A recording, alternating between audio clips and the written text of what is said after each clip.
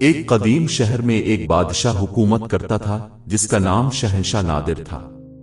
وہ طاقتور اور شان و شوکت کا دل دادا تھا، مگر اس کی ایک بری عادت تھی، وہ غرور اور ظلم میں ڈوبا رہتا تھا۔ اس کے محل کی دیواریں اونچی اور سنہری تھیں، مگر ان دیواروں کے باہر اس کی رعایا بھوک و افلاس میں مبتلا تھی۔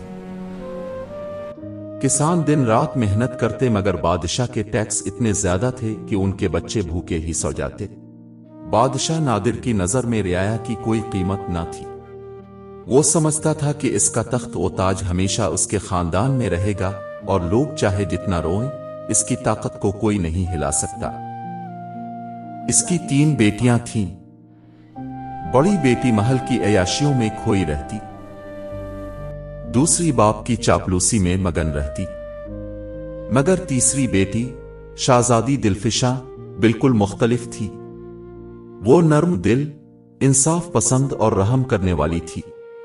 اکثر محل کی خفیہ کھڑکی سے رعایا کی حالت دیکھتی اور آنسو بہاتی۔ ایک دن بادشاہ نے اعلان کیا کہ کسانوں سے دگنا ٹیکس لیا جائے گا تاکہ محل میں ایک نیا سنہری باغ بنایا جا سکے۔ اس اعلان پر پورے شہر میں ماتم چھا گیا، لوگ فاقوں کے دہانے پر پہنچ گئے۔ شہزادی دلفشاں نے ہمت کر کے اپنے باپ سے کہا، ابا حضور، رعایا اب کے سائے میں رہتی ہے، اگر وہی بھوک سے مر گئی تو آپ کی سلطنت کس پر باقی رہے گی؟ انصاف کریں، ظلم چھوڑ دیں۔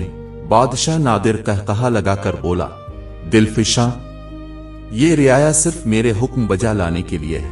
ایک بادشاہ کے لیے نرمی کمزوری ہے، اور کمزور بادشاہ کو دنیا روند ڈالتی ہے۔ یہ الفاظ سن کر دلفشاں کا دل کانپ گیا، مگر اس نے ارادہ کر لیا کہ وہ خاموش نہیں رہے گی۔ چند دن بعد کسان اور مزدور محل کے باہر جمع ہوئے۔ ان کے ہاتھوں میں کوئی ہتھیار نہ تھے، صرف خالی پیالے اور پھٹے کپڑے تھے۔ وہ چیخ رہے تھے، عدل چاہیے، رحم چاہیے۔ بادشاہ نادر نے قلعے کے برج سے دیکھا اور جلادوں کو حکم دیا، ان پر کوڑے برساؤ تاکہ یہ پھر کبھی سر نہ اٹھا سکے۔ یہ منظر دیکھ کر دلفشاں کا دل ٹوٹ گیا۔ وہ رات کو چھپ کر شہر کی غریب عورتوں اور یتیم بچوں میں کھانا تقسیم کرنے لگی۔ رعایا نے پہلی بار محل کی کسی شہزادی کو اپنے ساتھ پایا۔ ان کے دل میں امید جاگی کہ شاید اب اندھیرے کے بعد روشنی آنے والی ہے۔ ایک رات دلفشاں نے خواب دیکھا کہ آسمان سے روشنی نازل ہوئی اور ایک بزرگ آواز نے کہا، عدل کے بغیر سلطنت قائم نہیں رہ سکتی۔ اگر تم نے حق کا ساتھ نہ دیا تو یہ تخت و تاج مٹی ہو جائے گا۔ صبح اس نے خواب اپنے باپ کو سنایا۔ بادشاہ ہنس کر بولا، یہ صرف وہم ہے، خوابوں سے سلطنتیں نہیں گرتی۔ مگر کچھ دنوں بعد شہر میں قحط پڑ گیا۔ اناج ختم، پانی خشک اور بیماریاں پھیلنے لگیں۔ رعایا کے دل میں بادشاہ کے لیے نفرت آگ بن کر بھڑکنے لگی۔ ایک دن عوام نے بغاوت کر دی۔ وہ محل کے دروازوں پر جمع ہو گئے اور نعرے لگائے، ہم انصاف چاہتے ہیں، نہیں تو ہم یہ تخت گرا دیں گے۔ جلادوں نے بادشاہ کے حکم کی تعمیل کی تیاری کی، مگر شہزادی دلفشاں آگے بڑھ گئی۔ وہ محل کے بلند دروازے کے سامنے کھڑی ہوئی اور بلند آواز میں بولی، اے رعایا، میں بھی تمہاری بیٹی ہوں، تمہارا دکھ میرا دکھ ہے۔ میں وعدہ کرتی ہوں کہ ظلم ختم ہوگا۔ یہ سن کر ہجوم خاموش ہو گیا، سب کی نظریں زہرہ پر جم گئیں۔ بادشاہ نادر غصے سے لرزنے لگا۔ اس نے بیٹی کو حکم دیا، دلفشاں، اندر آؤ اور یہ ڈھونگ بند کرو، ورنہ میں تمہیں تخت سے محروم کر دوں گا۔